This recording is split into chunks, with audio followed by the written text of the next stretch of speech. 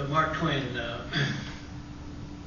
recognized that there is always a transition of anything new and different is going to astonish many people as well as gratify others.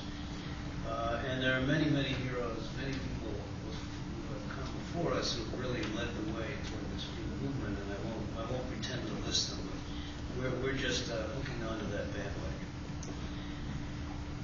And what this represents, this is kind of like a family tree of the greening of our practice. As Carol says, this is something that's innate in my upbringing, certainly. It's just taught to, when you go camping in the woods, to take out anything that you bring in, and that kind of instills in your mind, and you carry that forward into your professional life. It really started for me, one of the first houses I designed, which is on Martha's Vineyard. We had rented a house right on the water, and it was facing the southwest. The breezes were coming off the water all afternoon. Yet the house was a hot, miserable, stuffy place.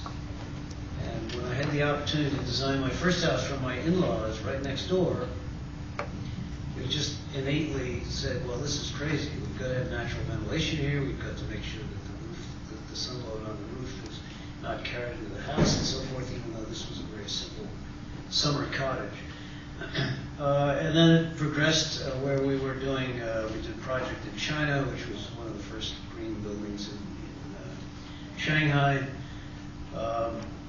And we formed what we call, well, actually, in the early 90s, the Department of Design and Construction of New York City, under the leadership of Hillary Brown, had started a green design group where they were certifying certain offices, certain architectural firms in the city, I think 5 of us all together, that would qualify for designing green buildings for the city of New York. And having qualified for that, we suddenly became part of the club. We were in the cult, so to speak, which up until that point was really a Birkenstock kind of a cult. It was not something that did large buildings. But it really introduced us to Rocky Mountain Institute, David Lovins, and all of the people that really connect us all the way through the system, so to speak. And then came 4 Times Square, which we'll talk about later. We formed what's called Team Green, which is an essential part of it. I think one of the biggest boosts that we've had was actually just 2 or 3 years ago, where 20% of our professional staff was LEED accredited. And I decided that I really, as a leader of the firm, I needed to be LEED accredited. And so I passed the test by the skin of my teeth because I thought I knew everything.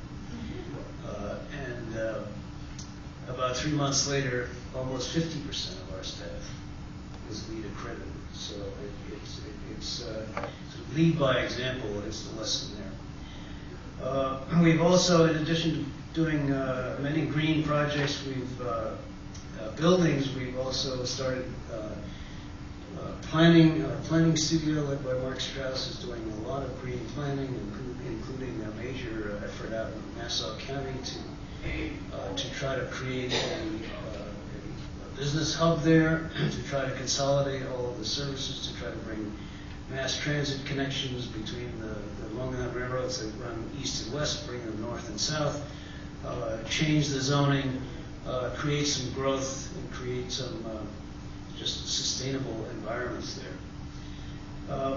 And as you can see, the projects continue to grow, and there is clearly a movement that is snowballing. I just have to say it's a big honor for me to be sitting here next to Bruce, because when I joined the firm 8 years ago, I was coming from a pretty decent design shop, and we had won some awards, and I was thinking, wow, I really want to get back to my roots. I grew up in New York. I wanted to work for this New York firm, but it wasn't until I started working on the Barry Park City Environmental Guidelines, which our office led, that I got the full impact of how architecture and sustainability really should never be separated, and they're fully integrated. And it's a whole level of design excellence that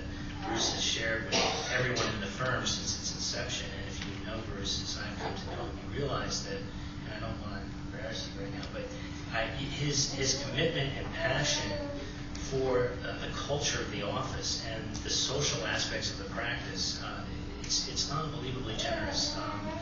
And if you're talking about building a green practice, I think you have to make investments in your community. And Bruce was the first one to say, why aren't you involved in the AIA? Why aren't you working at the League? Why aren't you involved in the U.S. Green Building Council? You know, and offering firm resources to help some of us struggling architects to meet these commitments. There's a tremendous amount of leadership, and anyone who's looking to structure a green practice could do no worse than follow his example in that regard. Sorry, Bruce. Thank you. That wasn't rehearsed. No. So, just picking up on what Peter was saying, what makes a green practice? It has to start at the top. We see it everywhere. We see it in the consultants. We see it in our clients, developers, so forth. If the top is not committed, it just simply doesn't happen. We have to put ourselves out there to do research and development.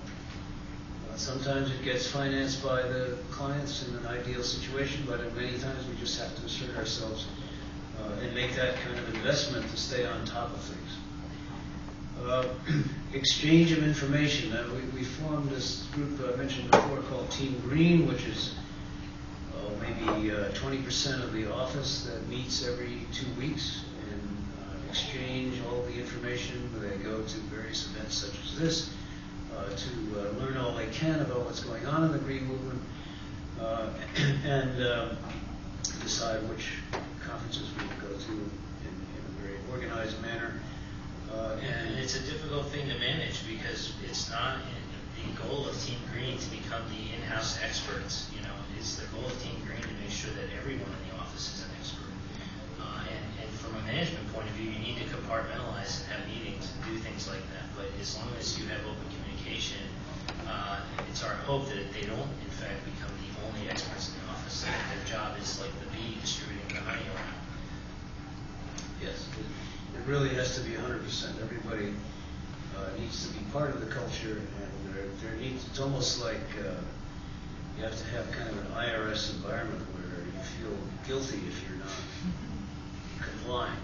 And all projects are reviewed by this committee on a regular basis just to ensure that every possibility is being utilized for making them as sustainable as possible.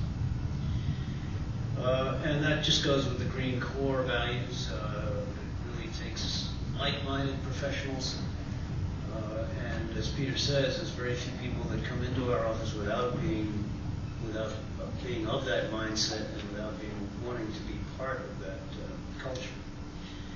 Practice what you preach. We have, as you can see on the slide on the left, there's a little composting group that we have that puts composting up on the roof, and then we actually sold little packages of it at Earth Day New York last year.